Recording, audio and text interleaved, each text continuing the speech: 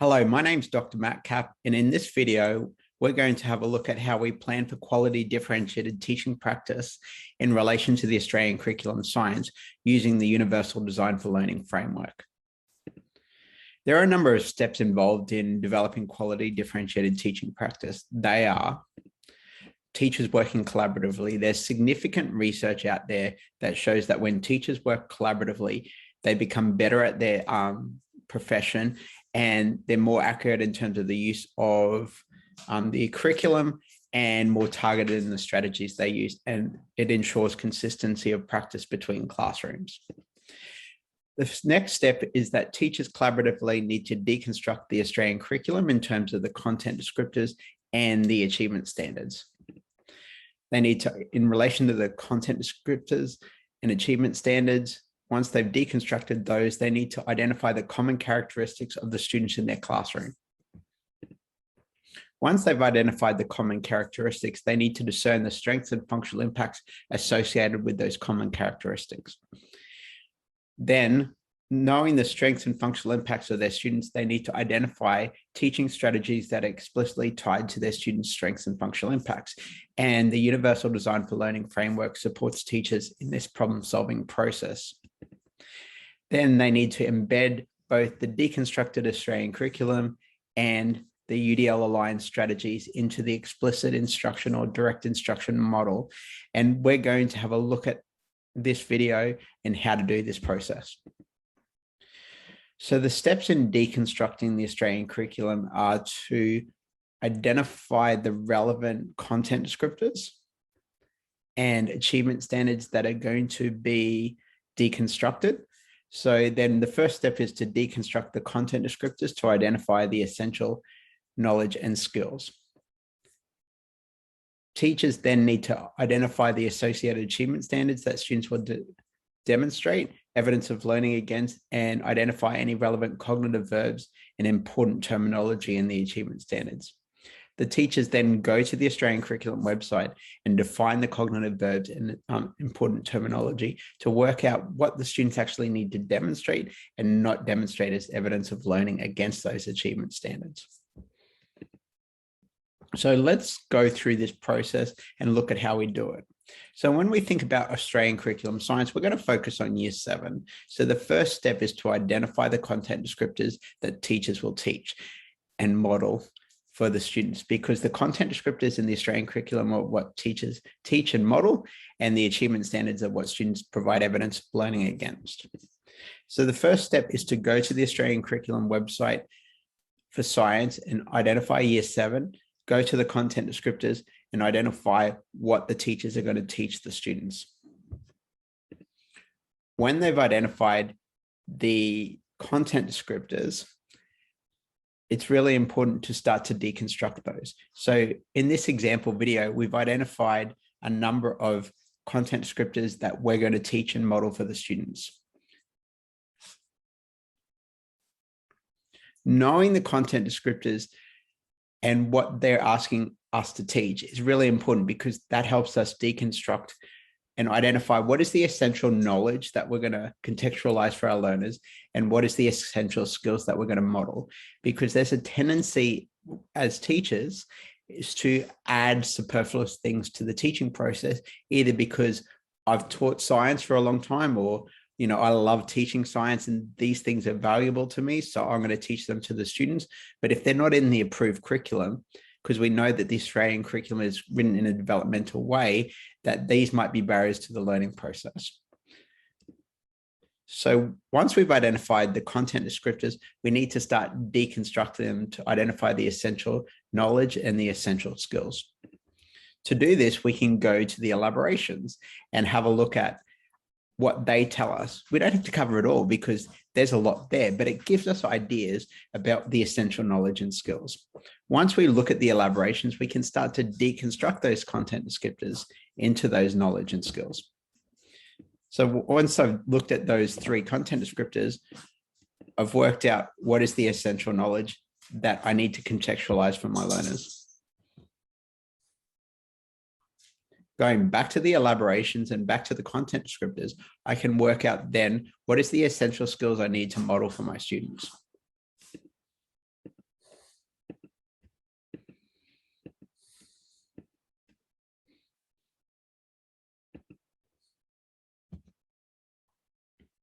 This is really important because when we think about the explicit instruction model, we contextualize the knowledge for our learners. Then we model for the students the essential skills. We model it independently as a teacher.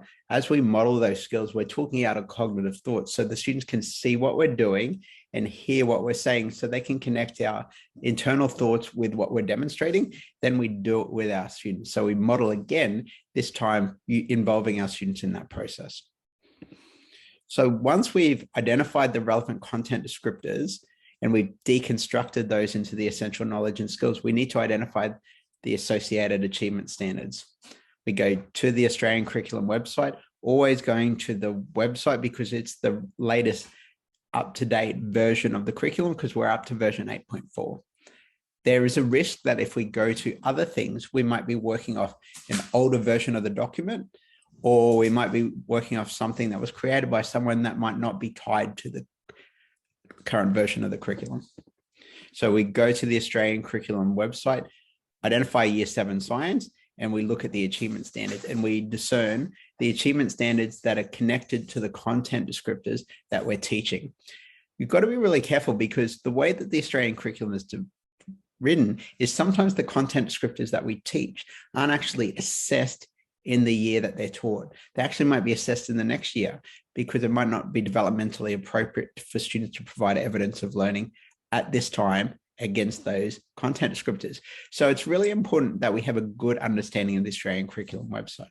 So I've looked at the Australian Curriculum Achievement Standards, thinking about my content descriptors, and I've identified 2 achievement standards that I'm going to get students to demonstrate evidence of learning against.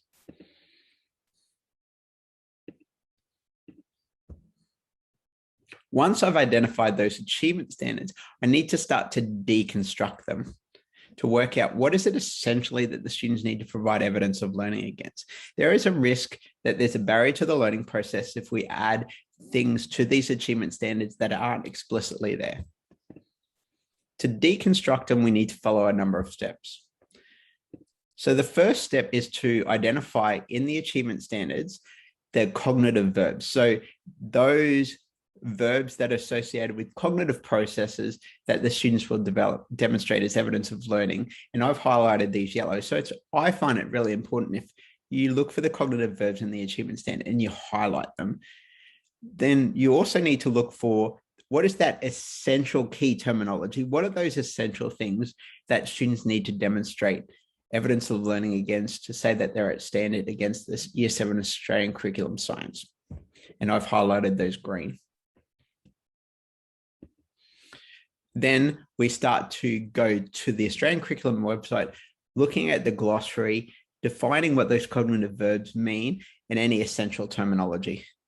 So the first thing we do is we go back to the website and we look at understand how science works. We click on it and it will open up a drop-down box. We go to the very bottom of the box, find the glossary, click on that hyperlink and look for either the cognitive verbs or the key terminology so we can define them. In these achievement standards classify it as one cognitive verb. So I identify that and I look for the definition. So from my experience working with these glossaries, if you go to the science glossary, for example, and you can't find a cognitive verb or a key term, I then go to the HPE glossary because they have many of the cognitive verbs. If it's not there, I go to the QCAA website and look at their definitions of the cognitive verbs, remembering that in the Australian curriculum, they use Bloom's taxonomy, whereas QCAA uses Mazzano's cognitive verbs. So you've just got to be a little bit careful. And then if they're not in any of those essential documents, your teaching team needs to collaboratively define them. But I always start with the glossary of the learning area. If it's not there, go to the glossary of HP. If it's not there, you might look at other key learning areas in the Australian curriculum. If you still can't find it, go to QCAA and look at their definitions. If they don't have a definition, your teaching team need to collaboratively define it. I emphasize collaboration because everyone needs to have a clear agreement on the terminology, because if you don't, you're going to be looking at different things and teaching different things to your students, and that could be a barrier to the learning process. So let's have a look back at those achievement standards. I've identified the 4 cognitive verbs: predict, classify, organize, and communicate. And I've actually gone to the glossaries and defined those, because if we don't understand what they mean, we could actually be looking for different things from our students or teaching different skills that actually aren't explicitly required in that achievement standard. We then define the key terminology. So in this case, what human changes are we looking for? What environmental changes? What we mean by interactions between organisms? What observable means, because there's a tendency to sometimes just assume what the curriculum is actually asking rather than going back to it as a source document. If we talk about the word observable, we might be thinking about only what we see, but as you can see in that definition, it's actually much broader than that. What we mean by scientific language in relation to these content descriptors and achievement standards, and what appropriate representations mean. So if the glossary terminology don't provide us that, we can go back to the content descriptor and look at the elaborations, and they can help flesh out for us those achievement standards. So now we've got to work out what our students need to demonstrate as evidence of learning to be at standard against those achievement standards. Using that deconstructed content descriptors and achievement standards, I've worked out what my students in my Year 7 science class need to demonstrate to be at standard against those achievement standards. Thinking about, we also need to provide opportunities to demonstrate above, and think about how we're going to support those students who are struggling.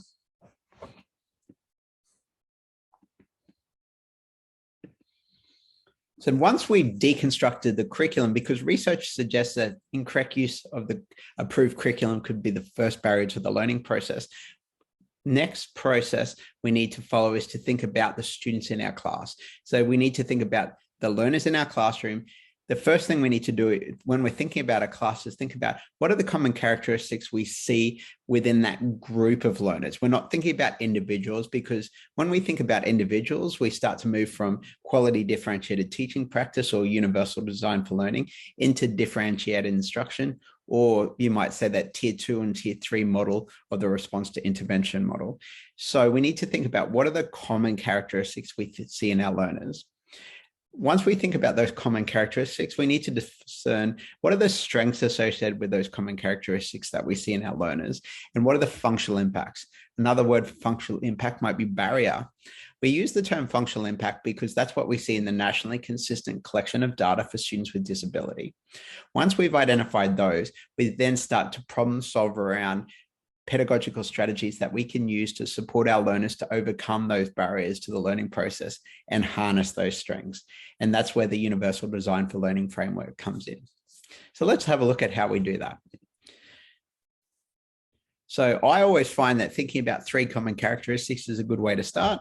So if I think about my class, I've got kids with different levels of reading comprehension. I've got kids with different levels of engagement, and I've got a large number of students who don't have English as a first language. So they're the common characteristics. So once we've thought about those common characteristics, we then need to start to think about strengths. So for those kids with different levels of reading comprehension, some students demonstrate really high levels of comprehension strategies that they've internalized. So they've got those lifelong learning skills. In terms of different levels of engagement, some students are really enthusiastic about specific areas of interest. In relation to English as a first language, second language, I couldn't think of any associated strengths, but we can, it's really important to start with those strengths, because if we always focus on the negativity, there's a tendency to spiral into a negative mindset.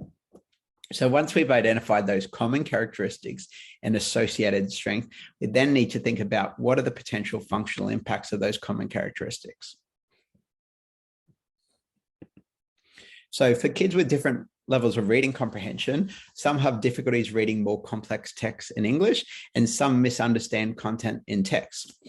So for those kids with different levels of reading ability, some have a lot to say about other things, reluctant writers, miss instruction, they miss content, can be anxious, and they can be reluctant to show teachers what the student can do.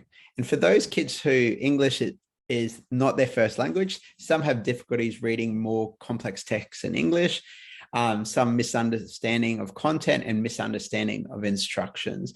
Notice, rather than identifying all these different things we need to focus on, when we look at our strength and functional impact, there's actually a lot of crossover. So rather than focusing on 30 different things in my classroom, I've identified what are the essential strengths of my student and what are those essential functional impacts that we're going to focus on, and thinking about taking our strategies and targeting them to those.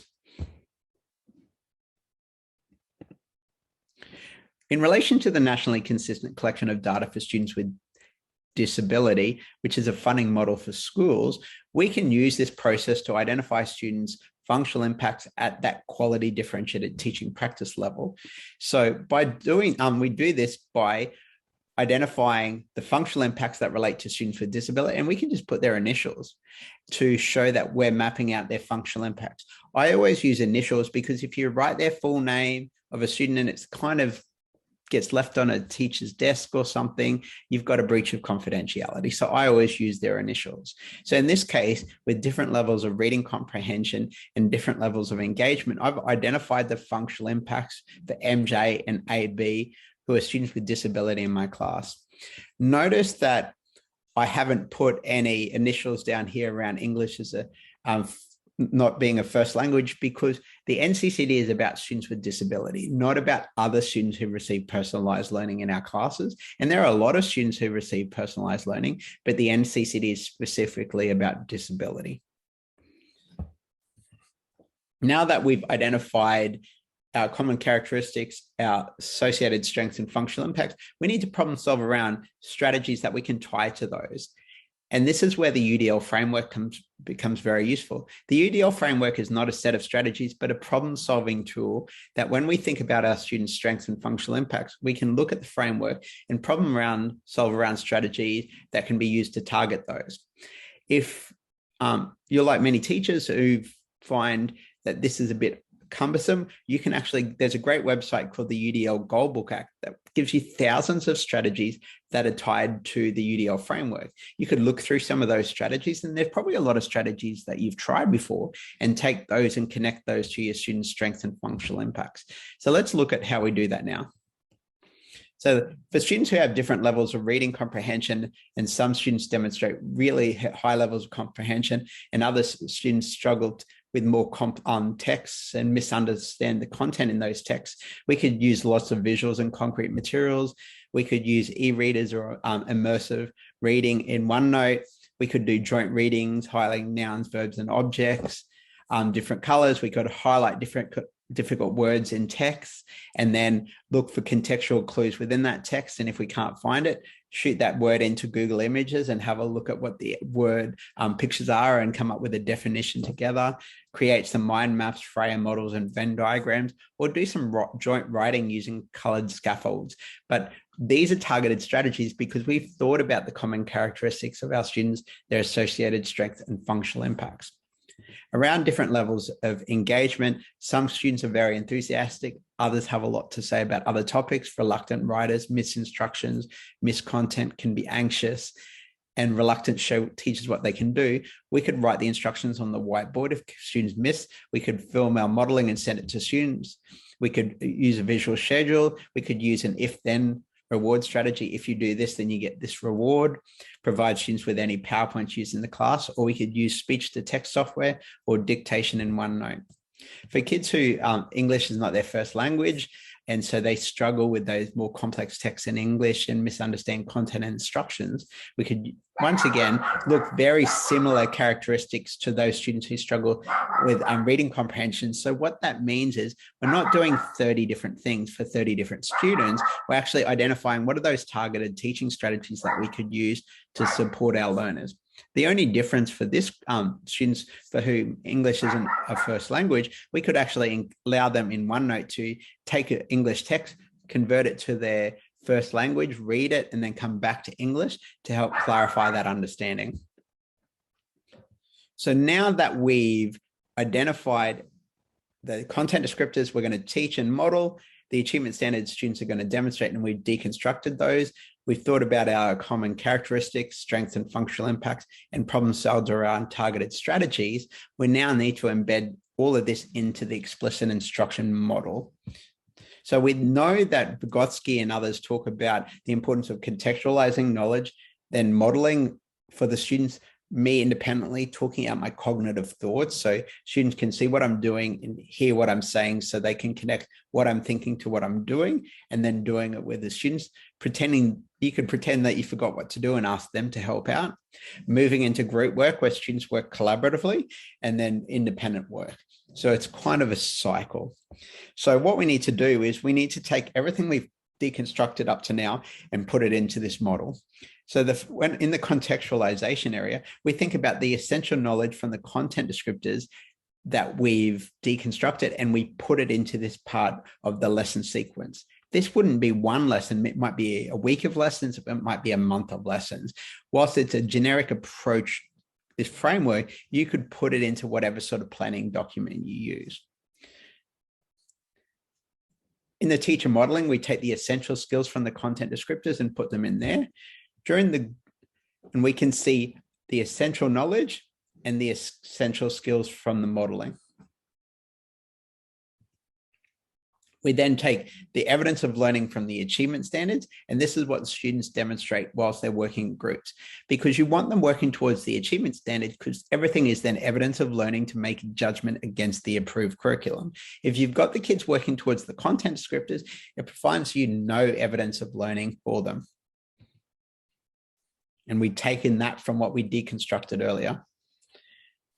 Then we do the same with the independent work. So we've now worked out and deconstructed the curriculum and worked out what we're going to teach. So we're going to contextualize that essential knowledge. We're going to model independently and with the students the essential skills.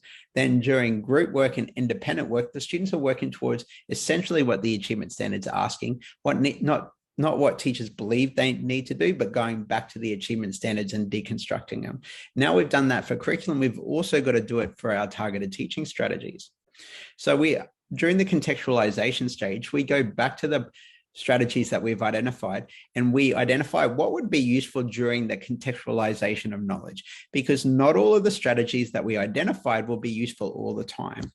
So we put them into there, and we put them into that stage of the gradual release or explicit instruction model. We then think about, when I'm modeling the skills independently and then with the students, what are those strategies that would be useful for breaking down those barriers to the learning process? And we put them into that element of the explicit instruction model. I then think about, when the students are working in groups and independently, what strategies would be useful.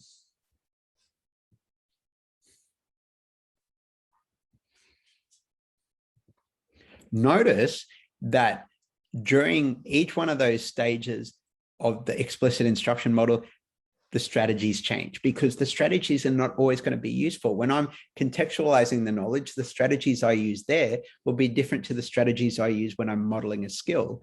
When the students are working in groups, the strategies that will be useful for breaking down barriers to the learning process there will be different to when they're working independently.